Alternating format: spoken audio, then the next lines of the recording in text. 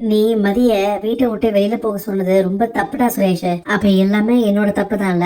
அவன் மேல எந்த தப்பும் இல்ல. நீ கொஞ்சம் அவகிட்ட நிதானமா பேசியிருக்கணும். அவளே வீட்டுக்கு வெளியில உட்காந்து நம்மள அசிங்கப்படுத்தணும்னு பாத்துட்டு இருக்கா. அவகிட்ட போய் நான் பொறுமையா பேசணுமா?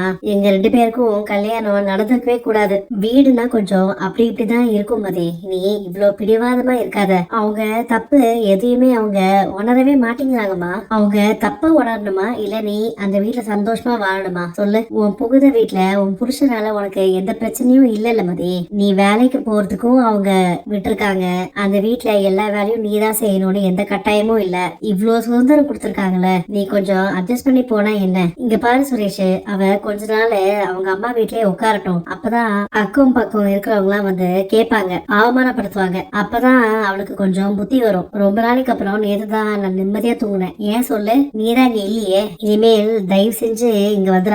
உன்ன மாதிரி ஒருத்திக்கலாம் எங்க குடும்பத்துல வாழ்றதுக்கு தகுதியே இல்ல. தயவு செஞ்சு இந்த வீட்டு பக்கம் இனிமேல் வந்துடாத. பேசாம நம்ம சுரேஷ்க்கு வேற ஒரு பொண்ணை பார்த்த கல்யாணம் பண்ணி வைக்கலாங்க. குடும்பத்துக்கு நல்ல அனுசரணையா போற பொண்ணா பாருங்க. ஒருவேளை அவ திரும்பி வந்தானா நீ அவளை நல்லா அதிகாரம் பண்ணு மலரு. மூத்த மருமகளா நல்லா வேலை வாங்க அவளை.